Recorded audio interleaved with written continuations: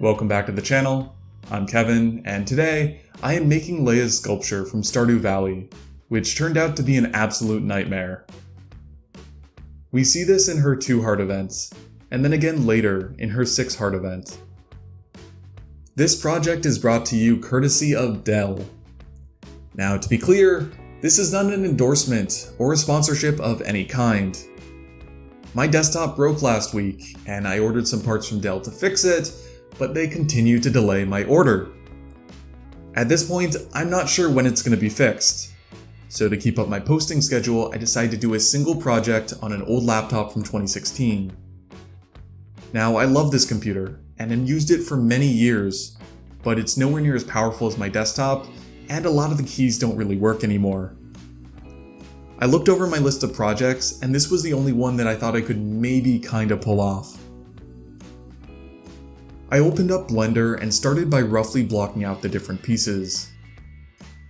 My original plan was to do the twisted sculpture portion with a curve and an associated circle, which is an approach I've used to make strands of hair in the past. I got frustrated pretty quickly because the Y key and the delete button don't really work, which are both pretty important when you're using Blender.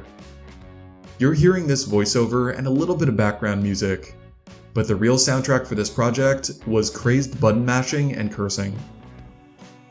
I switched over to using an extruded cube, which I rounded over with a subdivision surface modifier.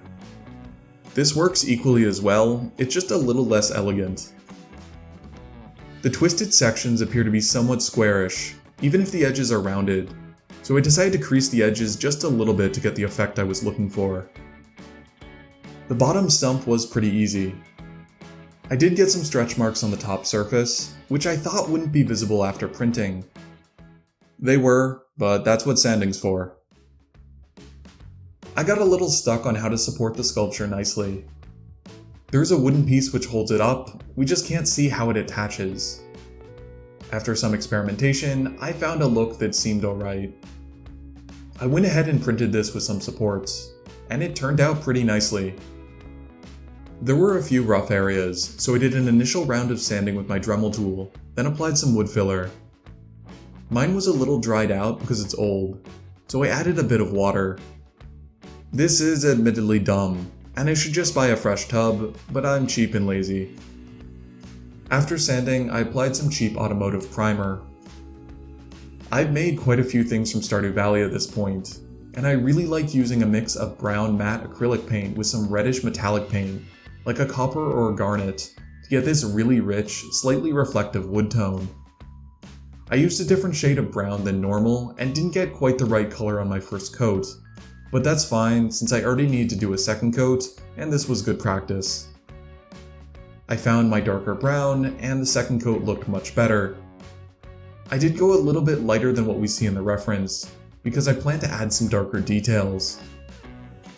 This is shown as being a single uniform color, which seemed a little bit dull, so I decided to try adding some wood grain. I've done this on a number of other projects, and I generally get mediocre results.